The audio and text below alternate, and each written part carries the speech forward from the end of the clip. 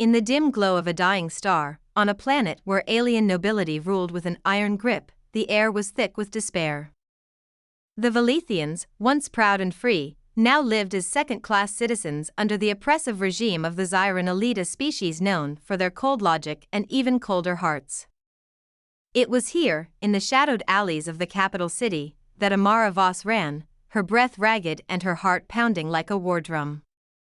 She clutched a small data crystal in her hand, its contents damning enough to seal her fate if discovered by the wrong eyes. Her pursuers were close behind Zyran enforcers, their metallic armor gleaming ominously under the flickering streetlights. Amara had no choice but to seek refuge in the one place she thought might offer sanctuary, the crumbling human district.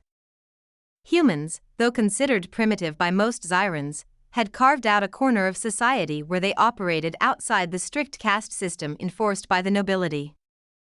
Their settlements were chaotic, noisy, and often dangerous, but they were also unpredictable, a quality that made them both feared and ignored by the ruling class.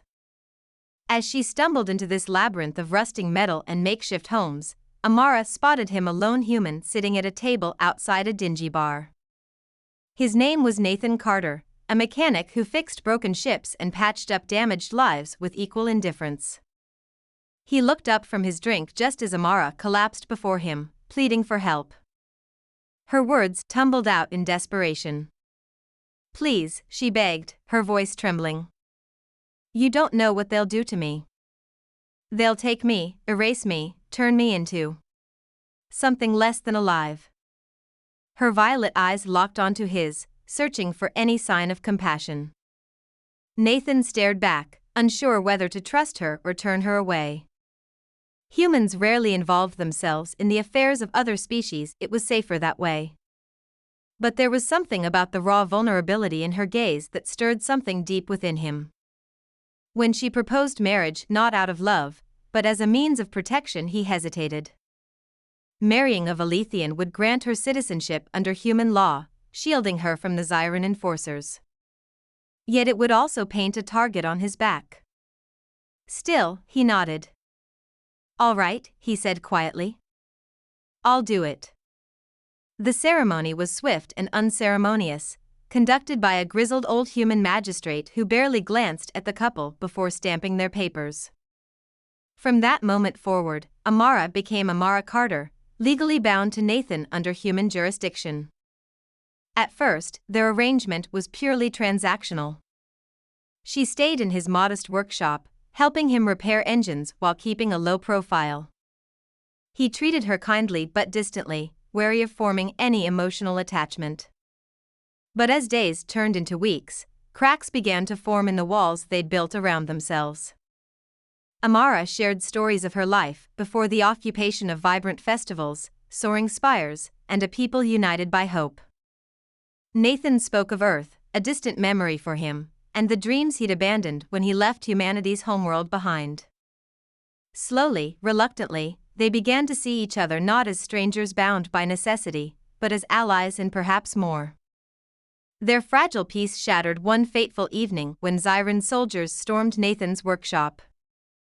They demanded access to the restricted zone beneath the building, accusing Nathan of harboring illegal technology. In truth, they sought the data crystal Amara had smuggled, the same one that contained evidence of the Zyran's darkest secrets. Nathan refused to comply, standing firm despite the weapons trained on him.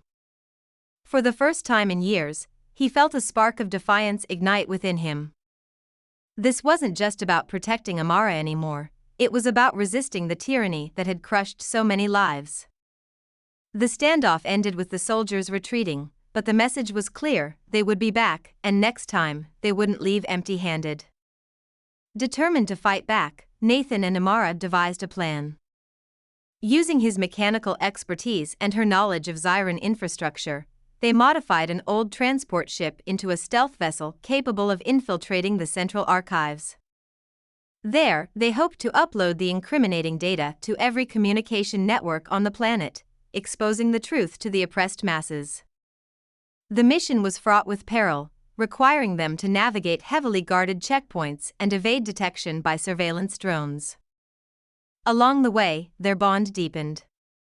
What had started as a reluctant alliance transformed into something neither of them could deny.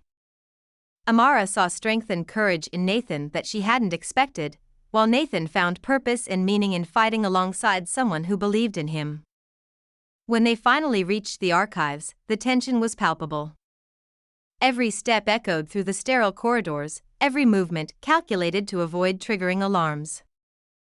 As Amara worked to interface the data crystal with the mainframe, Nathan stood guard, his pulse rifle steady in his hands. Just as the upload process neared completion, a squad of Zyran enforcers descended upon them. A fierce firefight erupted, the clash of energy weapons illuminating the cavernous chamber.